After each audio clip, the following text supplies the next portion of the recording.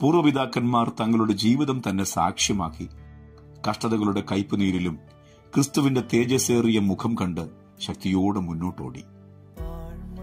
നശിച്ചുപോകുന്ന ഈ ലോകത്തിലെ നന്മകളെക്കാൾ നിത്യമായത് പൊന്നുനാഥന്റെ പൊൻമുഖശോഭ കണ്ട് ജീവിക്കുന്നത് തങ്ങളുടെ ആശയെന്ന് അവർ ഉറപ്പിച്ചു.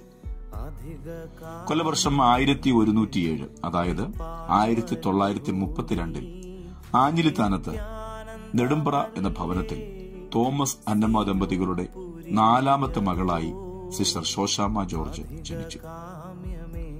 പെന്തിക്കോസ്തിന്റെ ശക്തി കേരളക്കരയിൽ വ്യാപരിച്ചിരുന്ന കാലത്ത് രക്ഷിക്കപ്പെട്ടു വന്ന മാതാപിതാക്കളുടെ മാതൃകാപരമായ ജീവിതവും വിശ്വാസവും ചെറുപ്രായത്തിൽ തന്നെ ശോശാമ്മ ജോർജിനെ കർത്താവിലേക്ക് അടുപ്പിച്ചു. ഏകദേശം 11ാം വയസ്സിൽ സഭയിലെ കാത്തിരിപ്പ് യോഗത്തിൽ കർത്താവിനെ രക്ഷിതാവായി സ്വീകരിച്ചു. പാസ്റ്റർ കെ എബ്രഹാമിന്റെ കൈയാൽ സ്നാനമേറ്റു. സ്കൂൾ വിദ്യാഭ്യാസ കാലത്ത് തന്നെ പലതവണ ദൈവശബ്ദം കേട്ടു. 7ാം ക്ലാസ്സിൽ പഠിക്കുന്ന കാലത്ത് മിസ്രയീമിലെ നിക്ഷേപമോ ക്രിസ്തുവിന്റെ നിന്നയോ ഏതു നീ തിരഞ്ഞെടുക്കും എന്ന ദൈവശബ്ദമുണ്ടായി. വ്യക്തമായ തീരുമാനമെടുക്കാൻ പക്വമല്ലാതിരുന്ന നാളിലും സ്കൂളിൽ തന്റെ സഹപാഠികളെ ക്രിസ്തുവിലേക്ക് അടുപ്പിപ്പാൻ താൻ സദാ പ്രയത്നിച്ചുകൊണ്ടേയിരുന്നു. പാഠപുസ്തകങ്ങളുടെ കൂട്ടത്തിൽ പുതിയ നിയമവും വെച്ച് താൻ വിശ്രമവേളകളിൽ സഹപാഠികളോട് സുവിശേഷം പറഞ്ഞു അനേകരെ ക്രിസ്തുവിലേക്ക് ആനയിച്ചു.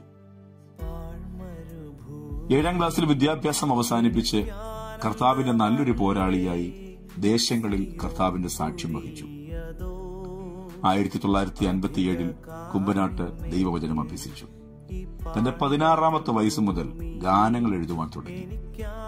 ഇന്നും തലമുറകൾ ഏറ്റുപാടി കർത്താവിനെ മഹത്വപ്പെടുത്തുന്ന 25-ൽ പരം ഗാനങ്ങൾ തന്റെ തൂലികയിൽ നിന്നും പിറവിയെടുത്തു. അനേക സഭകളിൽ താമസിച്ച് പ്രവർത്തിച്ച ദൈവദാസി പെരുമ്പ്രക്കാട് ഒരു പുതിയ പ്രവർത്തനം ആരംഭിച്ചു. ആരംഭകാലത്ത് വിശ്വാസികൾ ആരും തന്നെ ഇല്ലാതിരിക്കെ ജീവിതത്തിൽ പട്ടിണിയും കഷ്ടതയും പ്രയാസങ്ങളും ഏറി വന്നു. സഹായത്തിന് മാനുഷിക ഗണങ്ങൾ ഒന്നുമില്ലാതിരിക്കെ ഉന്നതഗിരികളിലേക്ക് കണ്ണുകളുയർത്തി പ്രാർത്ഥിച്ചു. 3-4 ദിവസം ഭക്ഷണം കഴിപ്പാൻ ഒന്നും തന്നെ ഇല്ലാതെ വന്നപ്പോൾ താൻ തളർന്ന് ബോധരഹിതയായി മയങ്ങി. തന്റെ ഉപബോധ മനസ്സിൽ ദൈവം ഒരു ദർശനം കൊടുത്തു.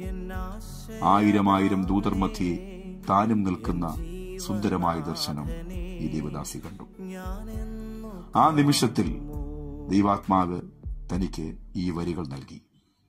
ലക്ഷ്യമതാണേ, എൻ ആശയതാണേ, എൻ പ്രേമകാന്തനെ ഞാൻ എന്ന് കാണുമോ. റോമാലേഖനം 8-ാം അധ്യായം 18-ാം വാക്യം.